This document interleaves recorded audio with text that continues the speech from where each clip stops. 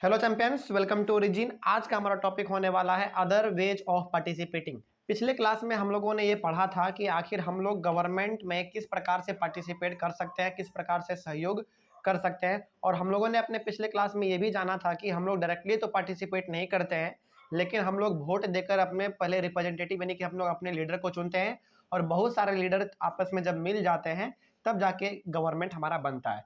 लेकिन अब यहाँ पे है कि हम लोग और किस किस प्रकार से पार्टिसिपेट कर सकते हैं, है ना। चलिए इसी के बारे में हम लोग देखते हैं। Elections are usually held once in 5 years. आपको मालूम है क्योंकि हम लोगों ने पिछले क्लास में डिस्कस करा था कि हर 5 साल पे हमारे कंट्री में इलेक्शन होता है, यानी कि चुनाव होता है। ठीक है, आगे बढ़ते फिर। Members of the minor community like Dalits, Adivasis, women and others are able to participate in any kinds of movement or campaign। देखिए, members of the minor community का मतलब ये हो गया कि हमारे कंट्री में जो छोटे मोटे कास्ट के लोग हैं, फॉर एग्जांपल हम लोगों ने अपने 2-3 चैप्टर में पहले ही पढ़ रखा है कि जैसे हमारा दलित हो गए। उस समय हमारे कंट्री में दलित को बहुत ही छोटा कास्ट समझा जाता था। आदिवासी हो गया और औरतें हो गई। औरतों को तो उस समय पे घर से निकलने का भी परमिशन नहीं था, है ना। तो ये जो हमारे छोटे मोटे यहाँ पे कम्युनिटी है, जो हमारे औरतों की जो ग्रुप है, ये सभी भी आज के दौर में किसी भी प्रकार से पार्टिसिपेट कर सकती हैं, किसी भी कैंपेन में, किसी भी मूवमेंट में हिस्सा ले सकती है। अब यहाँ पे आपके लिए दो टर्म नया है, एक मूवमेंट और एक कैंपेन। देखिए, मूवमेंट और कैंपेन का मतलब ये होता है ना कि आप जब इलेक्शन होता है ना तो आप रैली देखे होंगे। रैली का मतलब ये कि बहुत सारे लोग आपस में किसी नेता के लिए नाराबाजी लगाते हैं, है ना। फलाना आदमी जिंदाबाद, फलाना आदमी जिंदाबाद, इस प्रकार का करके। तो वो हो गया हमारा मूवमेंट या फिर हमारा कैंपेन आप कह सकते हैं। तो उसमें कोई भी इंसान पार्टिसिपेट कर सकता है, चाहे वो दलित हो, चाहे आदिवासी हो, चाहे औरतें हो, वो उसमें कोई भी पार्टिसिपेट कर सकता है। और अब तो हमारे यहाँ पे ऐसा सिस्टम है कि कोई भी आज किसी भी पोस्ट पर जा सकता है अपने मेहनत के बदौलत, है ना। चाहे वो दलित हो, चाहे आदिवासी हो, चाहे औरतें हो, कोई भी हो। ठीक है, तो कोई भी आज के दौर में हमारे इंडिया में किसी भी चीज में पार्टिसिपेट कर सकता है। आगे बढ़ते हैं फिर। Newspapers, magazines and TV plays an important role in discussing government issues and responsibilities. आप बहुत बार ऐसे देखे होंगे, न्यूज चैनल्स पे आप देखे होंगे कि गवर्नमेंट के नए नए स्कीम के बारे में हम लोगों को बताया जाता है ना।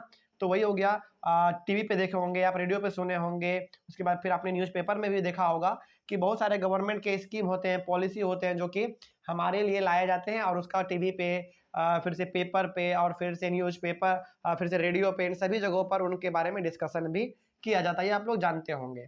आगे बढ़ते फिर क्या लिखा हुआ देखिए, वही चीज लिखा हुआ है न्यूज़पेपर में, मैगजीन में, टीवी पे, इन सभी चीज़ों में हम लोगों को डिस्कशन देखने को मिलता है। गवर्नमेंट ने क्या पॉलिसी निकाला, क्या समस्याओं का उन्होंने समाधान किया, किस प्रकार से किया, इन सारी चीज़ों को हमको वहाँ पे देखने को मिल जाता है। आगे बढ़ते फिर, आगे लिखा हुआ है a democracy allows people to participate in the process of government through. मतलब कि एक डेमोक्रेटिक कंट्री में, और चूंकि हमारा कंट्री क्या एक डेमोक्रेटिक कंट्री है क्योंकि यहाँ पे हम लोग अपने लीडर को अपने से चुनते हैं, तो हमारे पास यहाँ पे राइट है कि हम लोग गवर्नमेंट को बनाने में पार्टिसिपेट कर सकते हैं। अब पार्टिसिपेट कैसे कर सकते हैं उसके बारे में जान लेते हैं हम लोग। तो खैर इस टॉपिक से आपको ये समझ में आ जाएगा कि हम लोग गवर्नमेंट को बनाने में किस प्रकार से मदद कर सकते हैं। तो सबसे पहला पार्टिसिपेशन तो हमारा वोटिंग से ही होगा, क्योंकि हमारा वोटिंग क्या है, अल्टीमेट राइट है, हमारे पास ये राइट है, हमसे ये कोई छीन नहीं सकता है। ठीक है सॉरी। तो ये हमारे पास वोटिंग राइट है। सबसे पहला हम लोग अपने लीडर को यानी कि अपने रिप्रेजेंटेटिव को हम लोग क्या करते हैं, वोट देते हैं, तभी जाके वो सरकार को बना पाते हैं, यानी कि गवर्नमेंट को वो फॉर्म कर पाते हैं। ठीक है, तो पहला तो हमारा वोटिंग के थ्रू हम लोग पार्टिसिपेट कर सकते हैं। दूसरा क्या है, participating by taking an interest in the working of the government.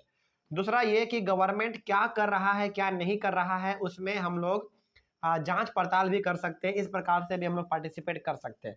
India में आपके पास ये राइट है कि सरकार क्या कर रही है, क्या नहीं कर रही है, इसके बारे में आप पता लगा सकते हैं, आप जान भी सकते हैं। ठीक है, तो ये हमारा हो गया।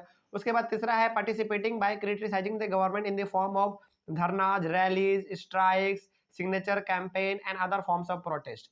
अब आप बहुत बार देखे होंगे कि रैली निकाला जाता है, धरना पे लोग बैठ जाते हैं ना, चक्का जाम कर देते हैं, रोड पे टायर जलाने लगते हैं। ये हमारा क्या है, ये हमारा अपने बात को मनवाने का तरीका है गवर्नमेंट से, है ना। जैसे मान लीजिए गवर्नमेंट ने कोई गलत डिसीजन ले लिया, तो हम लोग क्या करते हैं, रैली करते हैं, धरना करते हैं, रोड पे बैठ जाते हैं, चक्का जलाने लगते हैं। इस प्रकार से हम लोग प्रोटेस्ट करते हैं और जाके फिर बाद में हमारे बातों को सरकार मान लेती है। तो इस प्रकार से भी हम लोग पार्टिसिपेट कर सकते हैं गवर्नमेंट में।